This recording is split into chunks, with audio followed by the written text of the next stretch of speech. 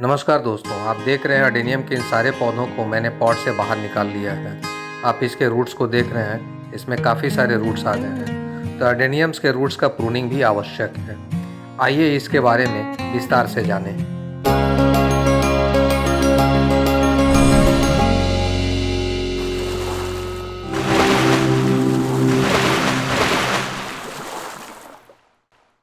दोस्तों, आप अडेनियम के इस पौधे को देख रहे हैं, बहुत रूट्स हैं इसमें।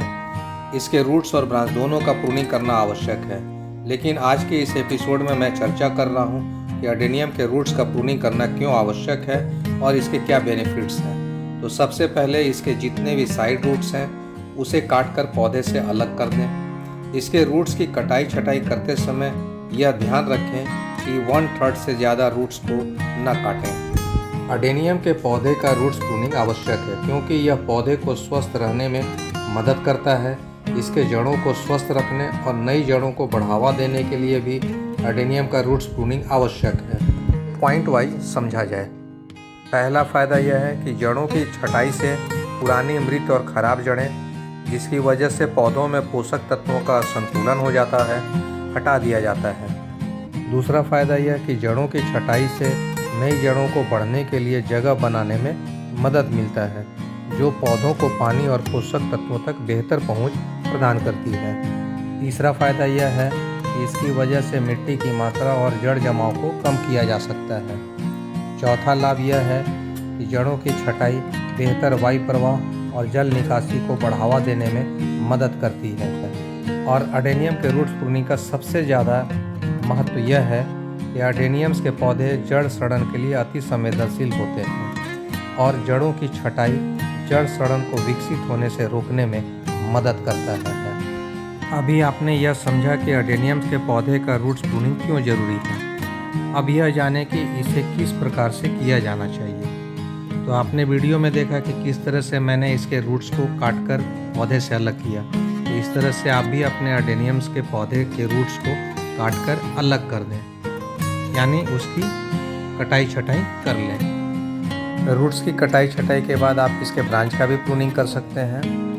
तो ब्रांच की जो प्रूनिंग करें तो आप अपने अनुसार कर लें कि आप पौधे का शेप किस तरह से चाहते हैं। तो इसका हार्ड प्रूनिंग भी होता है और सॉफ्ट प्रूनिंग भी होता है। तो हार्ड प्रूनिंग जो होता है वो ग्राफ्ट के काफ़ी नज़दीक होता है और सॉफ्ट प्रूनिंग जो होता है वो ब्रांच के टॉप पे होता है।